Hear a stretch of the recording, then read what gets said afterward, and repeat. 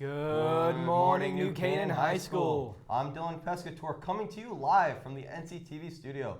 Today is Friday, September 20th and a day G. Thank you for joining us again this week. And I'm Harvey Duplock. On tap for today, we'll learn everything about college visits, how to participate in the always amazing slobs, and you know what? It's never too early to talk about homecoming. But first, please rise for the Pledge of Allegiance. I pledge allegiance to the flag of the United States of America and to the republic for which it stands, one nation, under God, indivisible, for liberty and justice for all.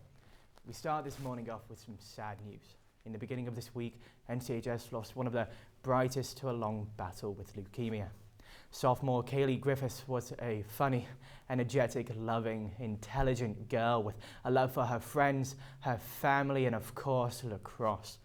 Please join us for a moment of silence as we come together to remember Kaylee.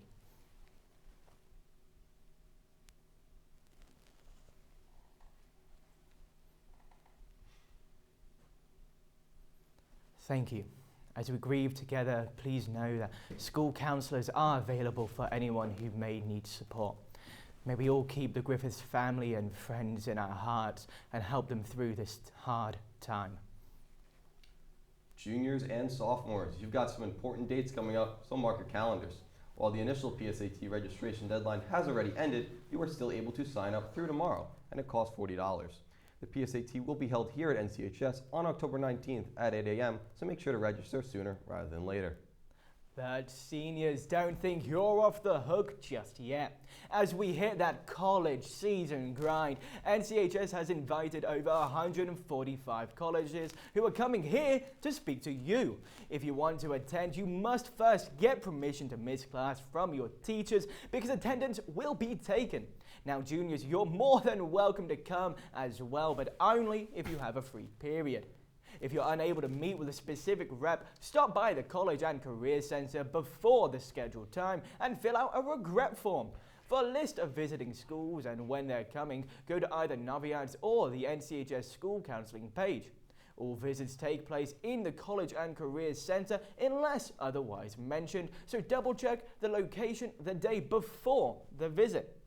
Also, don't forget you must RSVP through Naviance prior to the visit. The Service League of Boys is hosting their first meeting of the year tomorrow at 2:30 in the cafeteria and will be collecting clothes to donate to the Open Door Shelter, so try your best to show up. But before doing so, I'm sure you want to know more about slobs and what it really is, so we've got you covered. Let's send it over to NCTV's Ashley Wolpers, who met up with Slobs co-president Andrew Morse earlier this week. Hey guys, it's Ashley Wolpers here to talk to you about the Service League of Boys. It is a great way to give back to your community, and they are accepting new members now. We caught up with Andrew Morse to talk to you more about it. Slobs is a great volunteer organization for the boys at the high school to really get involved in the community. Since the start of the year, we've been working on getting our new website up online, and we've been working with the Lions Club around town to help fix the warming hut around at Mill Pond. How easy is it to join? It's really easy to join. All you have to do is go to our website, newcanaanslobs.org, and sign up there on the volunteer page. Thanks, Andrew. That sounds like a lot of fun. Make sure you all go sign up on the website and be at the meeting on Saturday. Thanks, Ashley and Andrew. The club looks great, and I will definitely try to stop by tomorrow. And another amazing event that you have all been waiting for is finally here, and it's taking place on October the 19th. That's right, it's homecoming. And while this may seem inconvenient to those of you who are taking the PSAT that morning, you have nothing to worry about because the football game won't start until 2 o'clock and the dance doesn't begin until 6 p.m. in the main gym. Make sure to get your dancing shoes out and ready for Friday night because we are looking to kick the night away with Grease as our theme. Keep an eye out for posters being hung up around the school with further details. But slow down, Harvey. Before we focus on the homecoming game, I think you're forgetting about tonight. Aren't the Rams playing?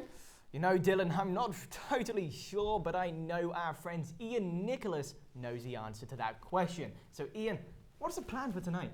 Harvey, the plan is for everyone to come out and show their support at 7 o'clock on the road in Richfield. Hope to see you all there at Tiger Hollow, but for now, let's jump into all our sports that the high school has to offer. I'm Ian Nicholas, and this is your Rams Sports Report.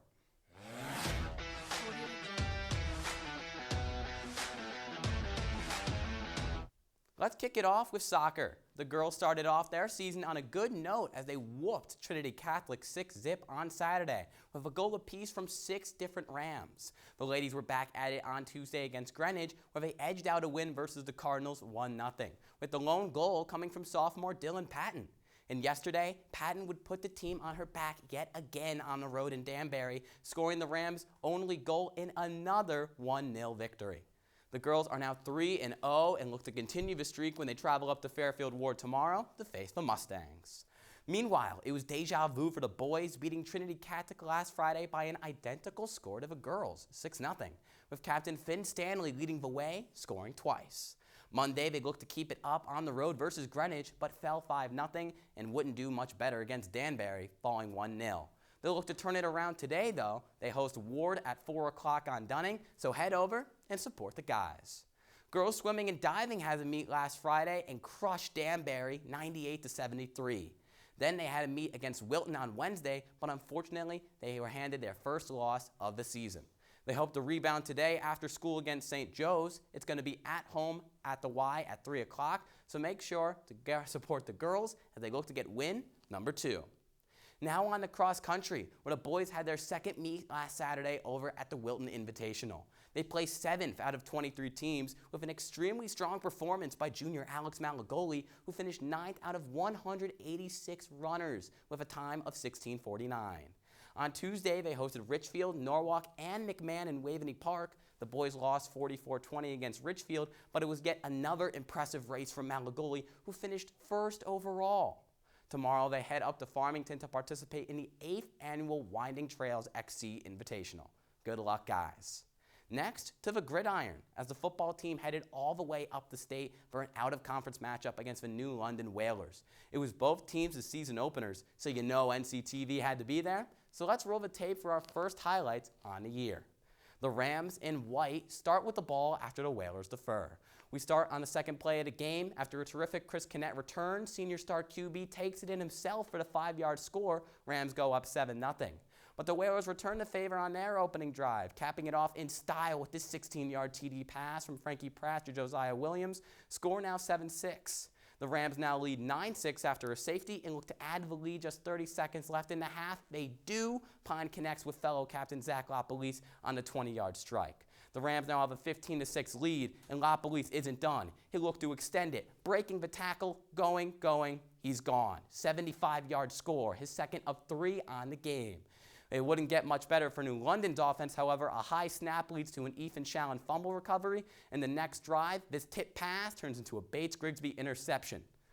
And LaPolice, he wasn't done yet either. Late in the 4th, Pine connects with him again, his 3rd score on the game on the 11-yard touchdown, wrapping the game off nicely. A 32-6 Rams win. And when you rack up 157 yards and 3 touchdowns in game 1, Zach LaPolice, you are Ram of the Week. Congrats, Zach. Now for some quick hits. Girls XC hosted a meet Tuesday and placed 2nd.